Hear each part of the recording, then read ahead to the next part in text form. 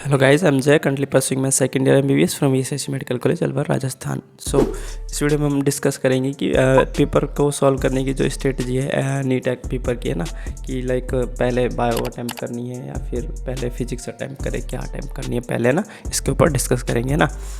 तो first of all यहाँ पे बात करते हैं तो ये पर्सन टू पर्सन वेरी करता है, ये तो आप सबको पता ही होगा ना।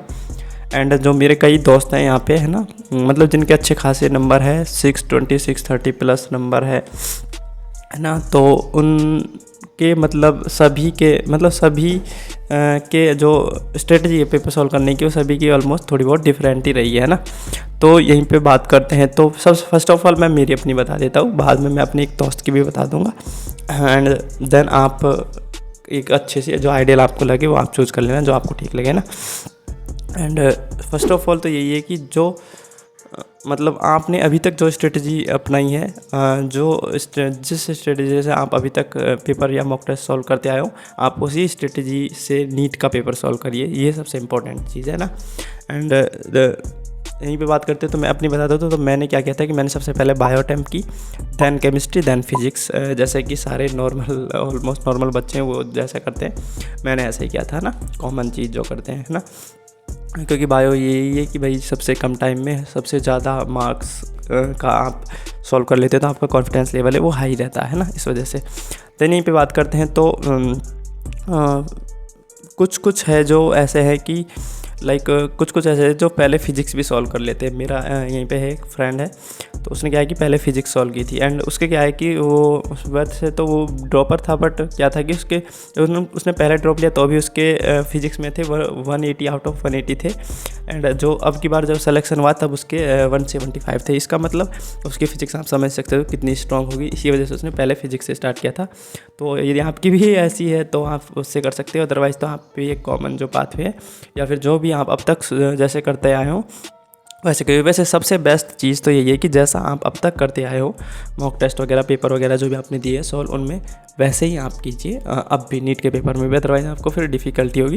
एंड यदि फर्स्ट ऑफ ऑल सबसे जो इंपॉर्टेंट चीज़ है वो यही है कि आपको इरिटेट नहीं होना पेपर में। यदि आप पेपर में इरिटेट सा हो गया ना, तो फिर आप ये कहोगे कि यार रहने दो यार, छोड़ देंगे, अगले साल ड्रॉप लेके कर लेंगे, एंड आप फ्रस्ट्रेट से हो जाओगे ना, तो फिर आपका पेपर है वो रह सकता है ना, एंड आपको ड्रॉप लेना पड़ सकता है। तो ऐसे फ्रस्ट्रेट नहीं होना। एंड ये भी एक बहुत इंपॉर्टेंट चीज़ है कि लाइक मेरा हुआ था कि लाइक मैं जब शायद केमिस्ट्री या फिजिक्स में था ये, या फिर शायद बायो, पता नहीं, आई फॉरगॉट द सब्जेक्ट है ना, उसमें ये था कि मेरे से पहला क्वेश्चन ही मतलब सही नहीं हो पाया था, मतलब बिल्कुल श्योर नहीं था मैं उसमें फर्स्ट क्वेश्चन में ही, तो मैंने वो छोड़ा कि आगे के लिए कर लूँगा।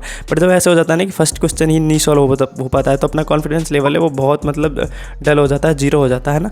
तो उस टाइम पे ये ऐसे है कि आपके साथ भी ऐसा कहीं हो कि आपसे कोई क्वेश्चन सॉल्व नहीं हो रहा हो, एंड आप ऐसे सोचो कि यार अब क्या होगा ना, ऐसे मतलब आपका कॉन्फिडेंस लेवल गिरने लगे, तो आपको एक चीज़ है वो इम्पोर्टेंट चीज़ है जो आपको याद रखनी चाहिए। मैंने भी वो मेरे तब सिलेक्शन के टाइम पे याद रखी थी। तो वो क्या है, आपको ये सोचना है कि आपको ये दिमाग में हमेशा रखना है, ये है भी चीज़, ये सोचो कि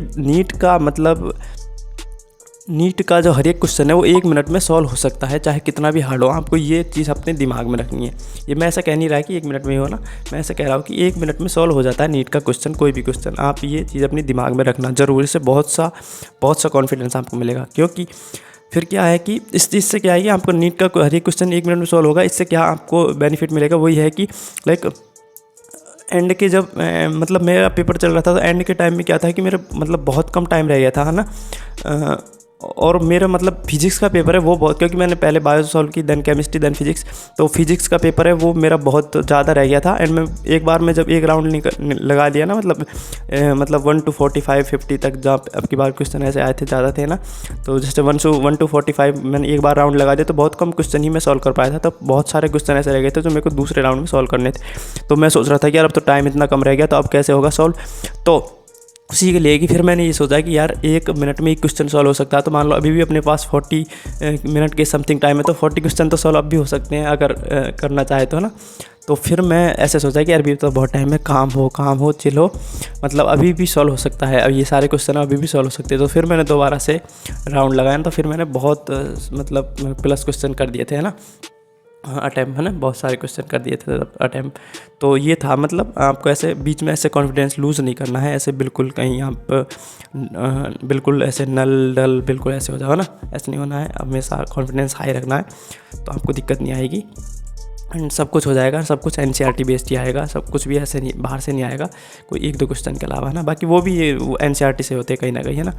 सो आपको टेंशन लेने की कोई ज़रूरत नहीं है। Okay, so all the best and thanks for watching. Please do subscribe my channel for more and follow me on Instagram for any query.